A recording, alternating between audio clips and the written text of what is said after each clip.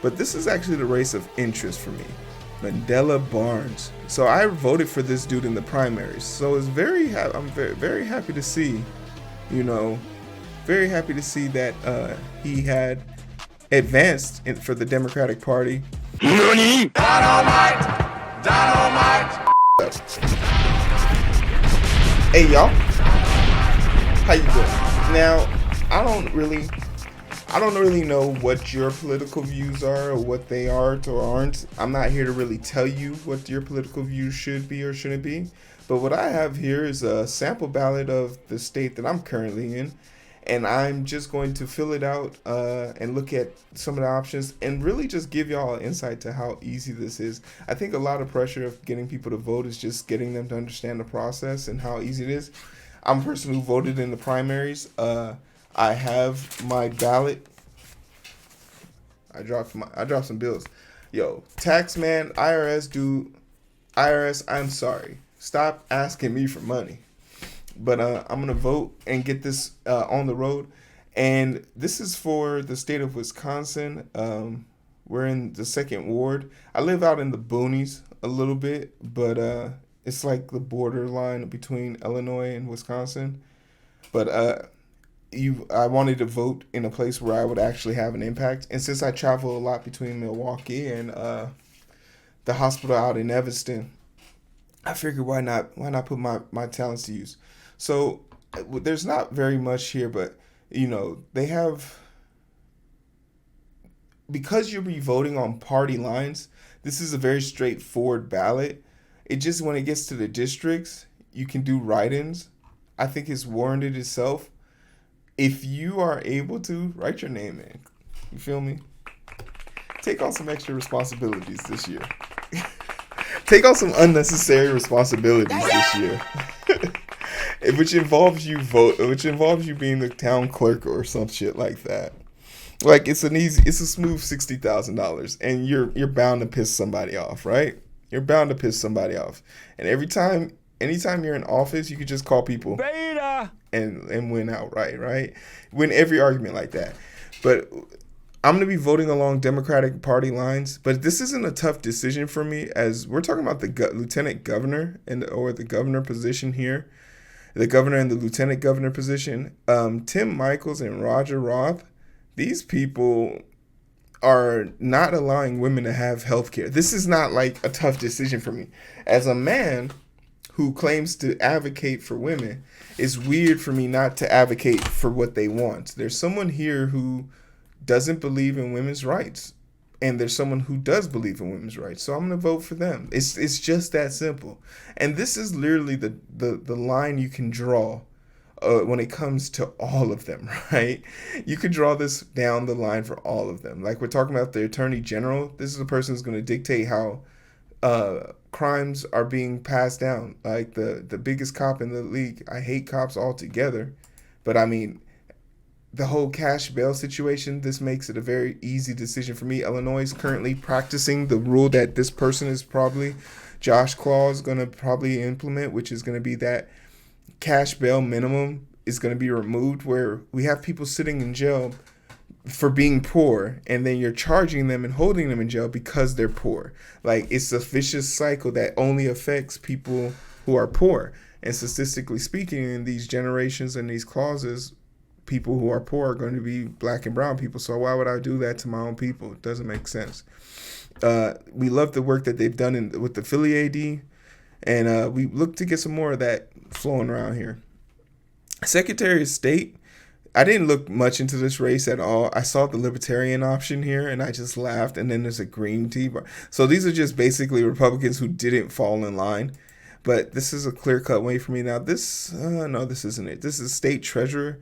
I don't know anything about this, but for me, it's not a tough decision. Like, I'm pretty sure there's going to be something here about how money is going to be spent on public facilities and shit like that. That's what we really want, right? But this is actually the race of interest for me.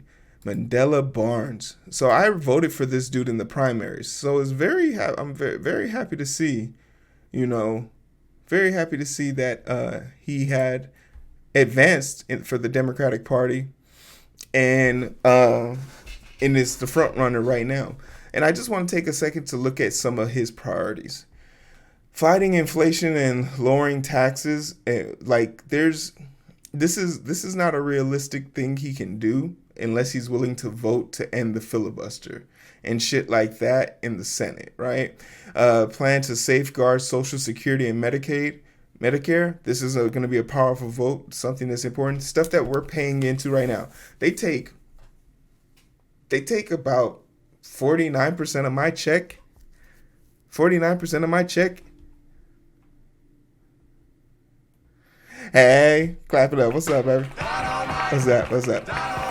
Reproductive justice. This is simple. Like, you can't call yourself a supporter of women and not want to see them have health care. It's just weird. Plan to address black maternal health. This is important because he's a black man. He came from a black woman. Maybe. I don't know. He looks kind of mixed. I'm not here to judge him. But he understands that the talking trope of, well, if you want to save black children, you got to stop them from dying in abortions because abortions take 50% of their lives. And you're right. Abortions are how 50% of black people's lives end in this country. But no one's willing to talk about how the discrepancy in their health care is nearly for every 10 children that are black, 5 of them will not be given proper health care. For every 10 black women that will go into labor, 7 of them will see complications, 3 of them will die, guaranteed in America. That's mind-boggling. Like, that's a stat, if you really want to talk about that. So, if you don't see these, like a lot of people are pushing that whole Kanye West is speaking facts. He is, but he's speaking facts for a white supremacist, and that's what makes him dangerous. I heard he lost all his deals. I'm so tired of talking about his dumbass. Middle class tax cuts. These are stories that they tell everyone. I don't believe this. Plan to boost Wisconsin manufacturing and strengthen the union and invest in communities. This is a double-edged sword. You bring in manufacturing and all these other things. Sounds great. But what about the environment? How do you guarantee clean water and all that stuff? Yeah, we got a big-ass lake here. But with more jobs comes more living situations. You have to stop food deserts. This is a high priority to ask. Plan for democracy. Protecting voting rights is important. Plan to prioritize and empower Wisconsin family farms. Not something I care about. Public safety. He clearly has a plan. Like, he's in the pocket of the Democrats. So he thinks that giving more money to the police is important. But he also wants to hold them accountable. This is something that I don't necessarily agree with. I think cops should be abolished. But if it means, if I have to give up one thing in order to get another thing, that's something I'm willing to fight around. Child care. I don't got no kids. And if I do, they haven't found me yet. So I guess I don't care about that. But I want them to be good. Plan to support Wisconsin small businesses. Don't care about that. Climate. Super important to me. Healthcare. Immigration. Legalizing marijuana, which would be great. Unions and rural areas. So he talks a lot about things I care about. Shit, women can't say what they support. Women still vote against women's right. Yo, Keisha, you speaking straight facts. Damn. There's women out here talking against their own, talking about, I guess, and that is the comparison that I guess I could use. Like, someone said something to me the other day, like, how can you be against Herschel Walker? He's black. I said, same way that I could be against Uncle Ruckus or Samuel L. Jackson's character from Django. Like, he's just all skin folk ain't kin folk. You hear me? And we don't really fuck that. So this isn't a tough decision for me. Mandela Barnes will get that vote for me. And then this is going to go for the representative of Congress of the 1st District. Once again, this is not something I follow very closely, but I do remember voting for her, I believe, in the last video. This right here is where I'm going to go ham. I'm going to make life difficult for people. I'm writing my name in for all of this shit.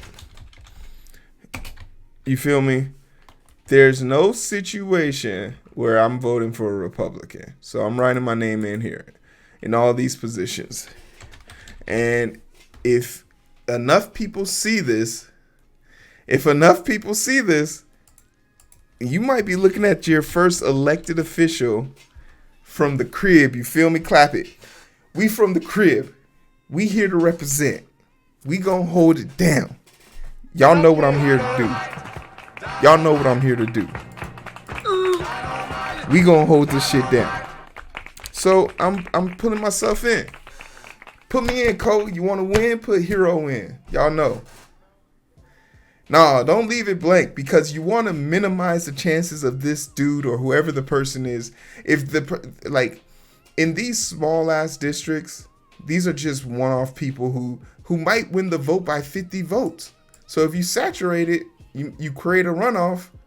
I'm just waiting for the day where someone calls me and says, "Hey man, hey man, your name came up like 20% of the time, so you got to do a runoff." And I think that's a fair assessment. Clap it. So that's how I'm voting this year, y'all. Y'all go out and vote. This is the link. It's super easy. It'll give you all the information you need to know about where to vote, how to vote, and I'm a big component of like knowing like who to vote for, right? So if you ever want to know like where to do research, votesmart.org. The vote, yeah, but it's based on your state, and we actually gonna be talking about your little state here in a second.